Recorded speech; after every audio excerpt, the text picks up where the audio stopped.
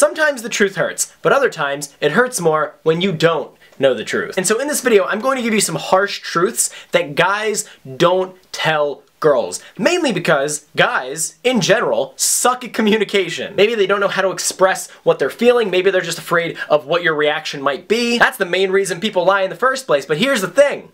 I'm on video. I can't see your reaction, therefore, I have no reason to not tell you the truth. Because I am safe. And even though he is not, I am going to be telling you all of the things that he doesn't tell you. Also, I'm thinking about making another video in the near future called Things Guys Lie to Girls About. It's like one idea. I have a couple ideas for my next video, so I'll put a poll above in one of the corners and you can let me know what you want my next video to be about. So give this video a thumbs up down below. We get over 5,000 thumbs up. I will make that video. And with all that being said, let's dive right in. Now this first thing we're going to talk about, we're going to start off light, we're going to go easy, we're going to ease our way into it because it's going to get pretty bumpy later in this video. But the first thing that guys wish girls knew is that a lot of girls spend so much time focusing on being physically attractive just so they can find love that they completely forget to focus on being mentally attractive. If you're not educating yourself, learning new skills, having fun hobbies, growing as a person, handling your insecurities, then you're never going to grow into an amazing, attractive, well-rounded person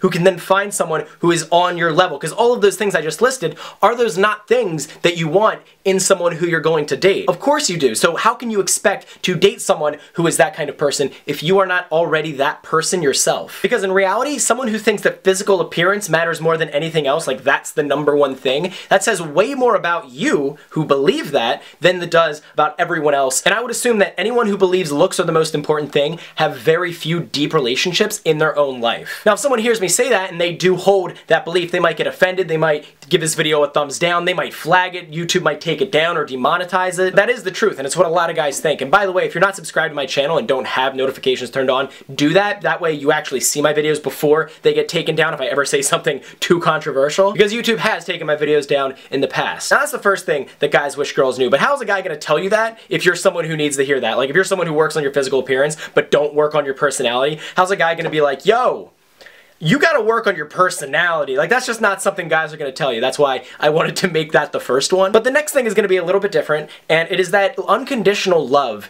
is not a right, it is a privilege. There are way too many movies out there that give the wrong idea of what relationships should look like. For example, you'll see a guy, and he meets a girl, and he just looks at her, and he falls in love, because that's how it really works, right? And he would do anything for her, and he would die for her, because he loves her unconditionally.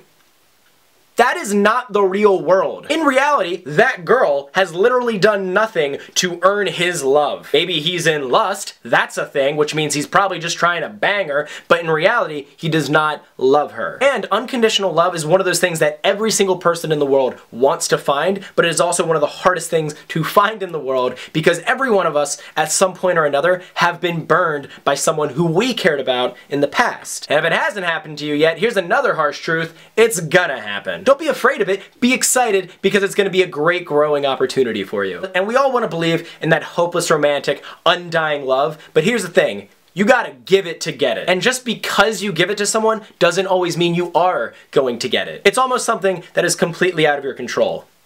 Almost. Now here's another harsh truth that guys will not tell girls, and that is the fact that if he does not open up to you, he does not trust you yet. And a lot of times it's not even your fault and it has everything to do with someone else who was around before you, who we did open up to and we ended up regretting it. So it's like, why take that risk again? I think I'm good. And if you find yourself in a situation with a guy you like and he's not someone who opens up, the best thing you can do in that situation is just be comforting. Comforting, carefree, be patient with him, do not pressure him, because the more you try and force someone to open up, it is like a snap band effect where they just do the exact opposite and they close up that much more. And the unfortunate thing is that the solution to this problem, the only way that you can learn to trust someone again is by taking that leap of faith again and for once being proven right. Because even though staying closed up is like in your comfort zone, that's more comfortable to do, it's also the best way to never form a close bonding relationship with someone ever again. And the vast majority of people, like literally 95% of society, is not sadistically out to hurt anyone else. So by closing off and choosing to not build that genuine connection with someone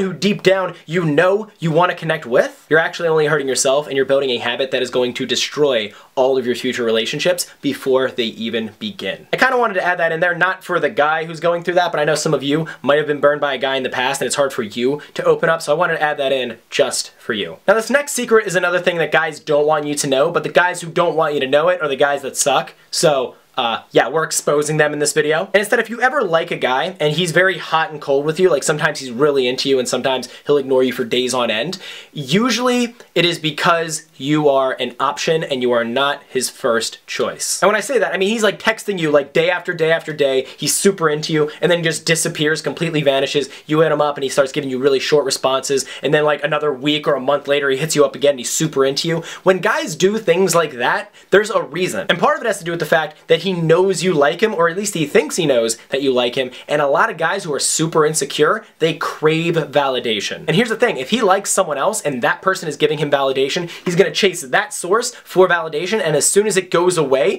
from a girl who's giving him the hot or cold treatment because she's into another guy who's giving her the hot or cold treatment, who's another girl, like it's just this like vicious circle of people just chasing people that they can't have, but you're in the middle of it, right? When that girl is not giving him the validation that he wants, he's gonna run to the next possible source, someone who's going to give it to him. And if that is you, then he is going to use you. Is all this making sense? I'm not sure if I'm just making this more confusing than it needs to be. Let's put it this way. When someone likes you, their actions will be consistent. In other words, don't let his mixed signals confuse you, because his indecision is a decision. And you shouldn't fall into the trap of giving him the attention and validation that he's chasing when he just disappears after he gets it. In situations like this, and by the way, it's better to know this kind of stuff before it happens instead of after it happens, but the best thing you can do in a situation like this is simply to ignore him and give him a taste of his own medicine. And if you combine that with a lot of the stuff I teach about how to get a guy to chase, it'll make him chase you more and more and more, even when you're ignoring him constantly. And if you ever want more evil tips on how to get a guy to chase you nonstop,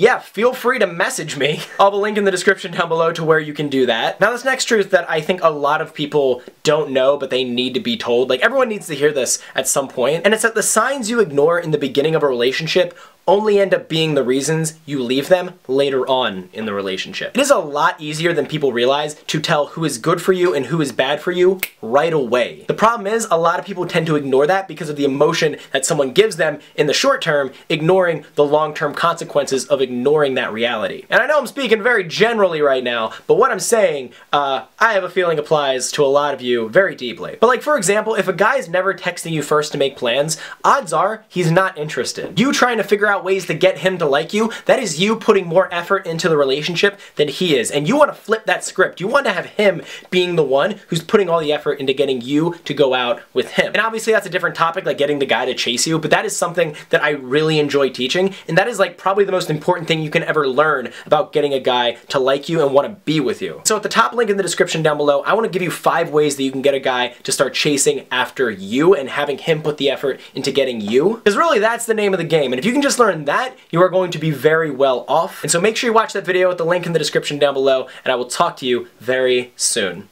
Peace.